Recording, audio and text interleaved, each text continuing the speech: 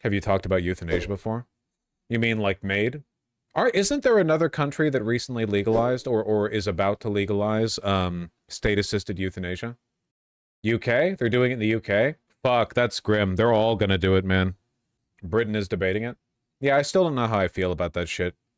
Because, like, in the abstract sense, if you've got a person who's, like, they've got stage 50 cancer and they're suffering immensely and they have no hope of living for much longer than a few weeks, and it's like, come on, just punch the ticket. Just put the ticket in the box. I understand, like, that just seems fine. That just seems fine. But in practice, it seems like whenever you have a government program that allows for state-assisted euthanasia, it's like, yeah, here's our next 50, participants. They're all, like, mid-30s disabled people who fell into despair because they lost the one job they had that, like, cushioned them or was willing to accommodate their disability. So I guess now they're all gonna fucking die now or something, you know? And it's like, I don't know if this is necessarily like the right attitude to take towards this fundamentally like a resources issue. Feels like a shortcut to fixing their issue. Yeah. Unless you're like about to die anyway. For a lot of people with incurable depression, just knowing the option that euthanasia exists helps them cope with their suffering. Okay, but like euthanasia exists no matter what, regardless of whether the government approves of it or not. It's called a roof. I don't know how much I believe in incurable depression. Like, it obviously exists, but you don't really know if you have it, right? Because this is how the brain works. Whenever you feel even a little bit depressive, your brain is like, that's life forever now. Sorry, like, you can know that's wrong, but your brain will be like, this is actually, like, structurally the way your life will be forever, and there's no escape from it. And you have to, and you have to be like, well, it's actually not so over. In fact, very soon we'll be Joe back. And I'm essentially describing cognitive behavioral therapy. You know, you're being fed a bunch of bad impulses and you have to counter them, you know? And the problem is whenever you say like, okay, we're going to have state-assisted euthanasia, but only for the people who are super, super depressed and there's like nothing they can do. And then every depressed person raises their hand. Every depressed person is like, oh yeah, that's me, you know? And it's like, it's not. It's just not true. And people cannot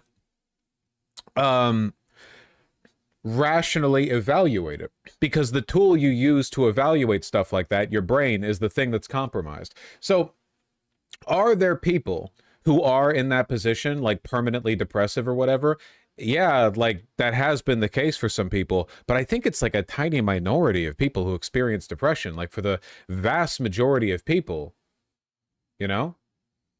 Can a therapist certify how much the depression is? Nah, it's not. There's no way to do a dipstick and read how, like, if you have a chemical issue with your brain, that's one thing. But for the most part, like, there's not really a way of evaluating its severity, like, over time, right? Like, you can see how bad it is now based on symptoms. But yeah, it's also subjective and finicky, you know. You just got to try to, you have to help people where they're at, you know. I just feel like the MAID stuff is, it's a tantalizing little carrot for people who are not doing great. I just don't think it's, I don't know.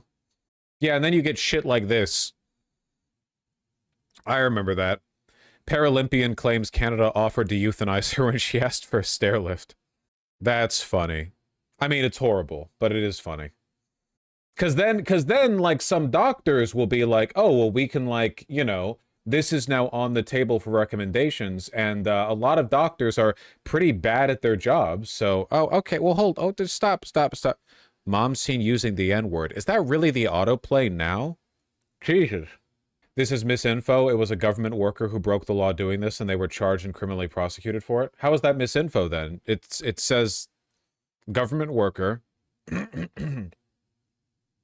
the thing happened illegally. Yeah, sure, but it still happens because once you open up the door, once it's seen as a legitimate solution, people will try to legitimize it. That's the issue, right?